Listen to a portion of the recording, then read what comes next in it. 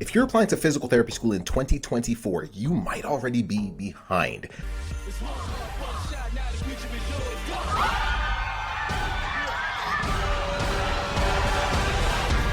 You're applying next year, if you're applying in 2024, and as I record this, it's 2023, but if you're applying in 2024, this is going to help you prepare so that by the time you apply, there's no surprises and you have a really high chance of getting accepted. But before we begin, my name is Joseph Gugi. I'm a physical therapist. I am also one of the co-founders of Pre-PT Grind, where for years we've helped students get into physical therapy school without wasting time or money. And so in this video, I'm going to help y'all prepare for applying next year because a lot of students mistakenly believe that applying to PT school is only about submitting their application to PT-CAS or taking the GRE or finding schools to apply to. And what they don't realize is that applying to PT school starts the moment you begin your freshman year in college. And after helping tons of students get into PT school over the years, we've actually realized that the students that struggle the most are the ones that wait too long. And as a student right now, if you're listening to this right now and you're applying next year, this is actually the best time to start preparing. You just might not know how to start preparing, because a lot of times when we tell students, hey, now is the best time, 12 months out is the best time to start, 10 months out is the best time, 6 months out is the best time, most students are like, well, that sounds good, but I don't know what to do exactly. And so I'm going to show you exactly how to do that. And you'll quickly start realizing that if you're not doing these things, you're at a disadvantage and you might end up, frustrated or stressed when you do apply to PT school. And that does not have to be you. In fact, here is what we tell our students. And this is what I want you to aim for. I want you to aim for, when you submit your application to physical therapy school, I want you to have so much peace and confidence that you have done everything in your power to get a yes, a potential yes from that particular program. Does that make sense? Like what most students feel, however, is most students feel nervous. Most students are like, I hope I did enough. I hope the school thinks that my story is good enough. I hope that my grades are competitive enough, right? Most students are in so much fear before applying, during applying, and even after they submit their application. And that's just because they didn't start early enough and they didn't even know what to start with. So the first thing I want you to understand is this. So write this down. The first thing is the best time to start is right now, right? So if your thought of applying to PT school is that I need to wait until next summer or when the application cycle opens to start worrying about it, that's going to create your biggest problems. Why do I say that? Because we see it every year. In fact, when we first started Pre-PT Grind, we used to have a Facebook group that we used a lot more. And in this group, we would notice that around the time when schools would open up for application, a lot of students that were applying that year were in panic mode because all of a sudden they were like, whoa, there's all these things I haven't done. I didn't know to do these things. I don't have the right schools. I haven't taken the GRE yet. I think there's classes I have to retake. I don't think my grades are high enough. And there was this just overwhelming wave of stress and anxiety and overwhelm. And I'm like, oh man, that could have been avoided if we started earlier. So this is your advantage. If you're applying in 2024, this is your advantage. So let's talk about it. What does it look like? And what are the things that I can start doing right now if I am applying to PT school in 2024 so that I can be a happy camper, I can be a happy applicant, I can be a stress-free applicant when I get there. So here's some things that are very, very important. So if you're applying next year, one of the first things that we need to figure out is where are we trying to end up, right? And that might seem like an obvious question, but we're trying to end up in a PT program, correct? Right? So one of the first things we need to figure out is which schools am I aiming for starting now, right? A lot of students start figuring out the schools they're going to apply to last minute. And truthfully, most students do it the wrong way. So even when they do pick their schools, they're typically picking schools that they're familiar with, or schools that maybe a friend went to, or schools that are local, without realizing that some schools might be a match for them and some schools might not be a match for them, right? And so one of the best things you can do if you're applying in 2024, if you are 6 months out, 12 months out, 10 months out, further out, is let's start figuring out which schools are the best ones for you to go to. Does that make sense? And one thing that we tell our students is once we figure that out, everything gets easier. Think of it kind of like, the example I use a lot is a dartboard, right? So like with a dartboard, you have a bullseye on the dartboard. If I know where the bullseye is and I actually aim for the bullseye, I have a much higher chance of hitting the board, right? But when most students apply to PT school, and when most students choose the schools they're going to apply to, they do it almost as if they were blindfolded in a room with one dartboard, right? But they're blindfolded, and now they're trying to guess where might the dartboard be, which wall, which side, and they're basically just kind of going for it. It's like Hail Marys, right? And hoping that something sticks. And that's why most students feel lost, overwhelmed,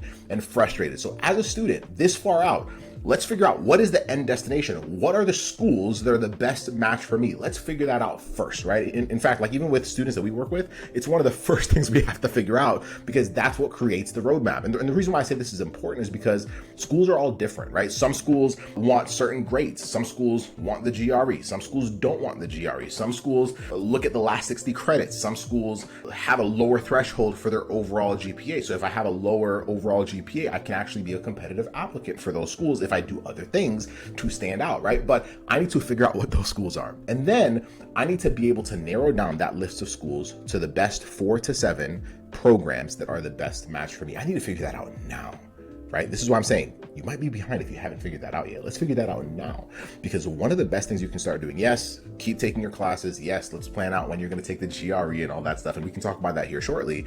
But the main thing is, that school will tell us everything we need to start working on starting now, right? So for example, 4 to 7, by the way, is the sweet spot. So just write that down. I need to find the best match schools for me, and I need to find 4 to 7. You will hear us say that over and over and over again. And that's a number that we have seen over the years after helping a lot of students get into school. Most of the students, we've looked at the data, students that apply to more than 8 schools typically have a lower chance of getting accepted, mainly because the reason why they're applying to more is because they hope that the more schools they apply to, something has to stick. We even had a student who, prior to working with us, had applied to somewhere between 15 and 20 schools. And when she applied to those schools, she got no acceptance letters, all rejection letters, right? And no interviews either. And so her plan was, okay, like, I applied to 15 to 20 schools. Let me apply to more next time, right? So her plan was to apply to somewhere between 25 and 30 programs the next year. And then she somehow got a hold of our platform. She ended up joining our coaching program. And the first thing we told her was like, we can't do that, because that's a strategy that just doesn't work. Think of it kind of like with PT programs, think of them sort of like having a really close friend. Is it easier to have 20 super close friends, or is it easier to have 5 super close friends? The answer is pretty obvious, right? It's easier to have 5 super close friends. And why I say that's important is because when you apply to PT schools, you're going to want to know them the way you know your best friends, right? You want to know them in and out. You want to know them beyond what's on their school's website. You want to know them beyond what's readily available to other students, because that's what's going to give you the edge in supplemental essays. That's what's going to give you the edge in the conversations that you have with faculty way before you submit your application. That's what's going to give you the edge when it comes to the interview, because they will feel like you actually understand them, and you'll actually be able to tailor yourself into the perfect applicant for those schools. Does that make sense, right? And so, but if I have 15 schools that I'm applying to, if I have 20 schools that I'm applying to, it's very difficult to do that well. Does that make sense? And so now I become more and more generic as an applicant. In fact, we had a chair of a department come to speak to our coaching program students. This is probably about a year and a half ago, almost 2 years ago. When she came in, she said that when students apply to their program, she can tell the difference between students that are applying to their school as if they're the only school that student is applying to, meaning that she was like, this student feels like they just aligned everything in their application with us. They feel like a perfect fit for us, right? In terms of what we look for on paper, in terms of all the other pieces that we look for outside of that. And even though they know that each of the students were likely applying to other schools, it was just interesting to note that the school could tell when that student felt aligned with them, right? But she also said, we can tell when some students are basically applying to our program as if it's just any other generic PT program, meaning that they could tell that the supplemental essays were like pretty, basic, right? Everything in their application just seemed fairly standard, right? Like it could be copied and pasted to any other school out there. Like there was nothing about it that felt aligned or specific to that particular program, right? So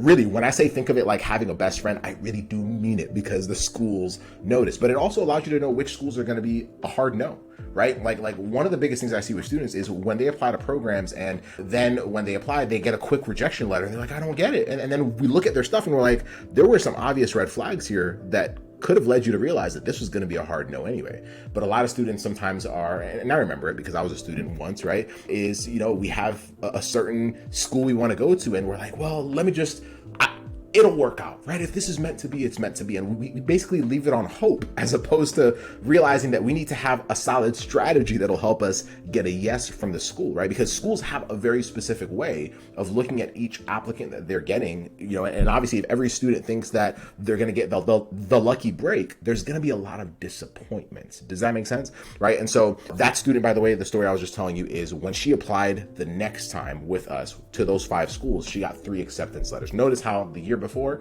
she had gotten rejected by those 15 to 20 schools, no interviews. This time, because she was locked in on the right schools, she was able to get 3 acceptance letters, and then basically reached out to the last 2 schools and said, don't worry about it. I've already picked the school that I'm going to go to. So she went from being the student that was getting all no's from the schools that she was applying to being the one that was saying no to the schools that she applied to that second cycle. So that could be you. And that only happens if we start figuring that out now, right? So if you're applying in 2024, let's figure that out now, because what it also does is it really gives us the building blocks of who do we need to become over the next 6, 8, 10, 12 months before applying to PT school, so that when I do submit my application, I have a very high chance of getting a yes. Does that make sense? This is going to show you, okay, cool, these specific schools, and y'all, like, some of it is like objective, right? Where like now I can know specifically which classes do I need to retake, because I can actually see what my prereq GPA would look like for each of the individual schools that I am potentially going to apply to next year. Because remember, schools look at slightly different prereq classes, right? And so then I can figure out, cool, like if they want the GRE, when would be the best time for me to take the GRE exam, which for a lot of our students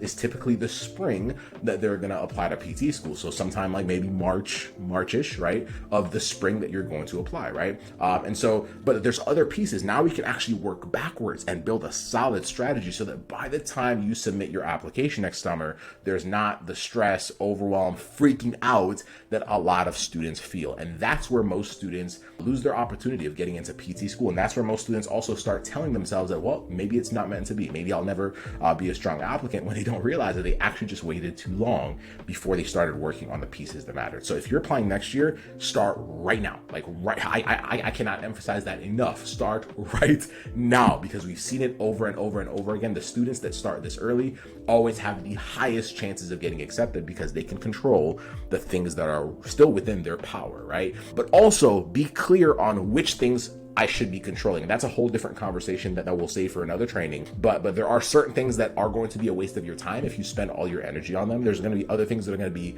big needle movers when it comes to your future acceptance. But that's the biggest piece. So I hope this was clear. I hope this was clear that now is the best time to start, but there's certain things that you can start doing right now that drastically increase your odds of getting an acceptance letter to physical therapy school. If that makes sense, please let me know in the chat below if that makes sense.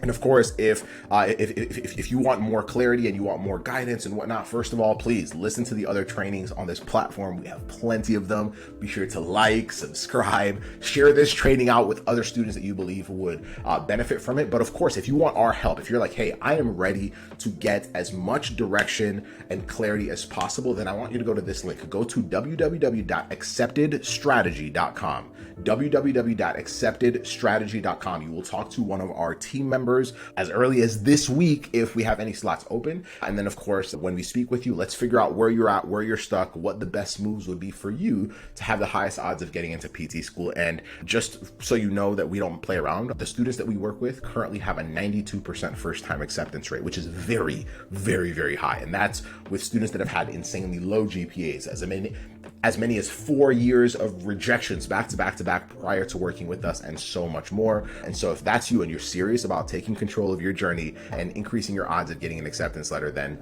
go to acceptedstrategy.com, and we look forward to speaking with you soon. But that's it. We'll see you on the next training. Have an amazing rest of your day. We'll talk soon. Much love. Bye.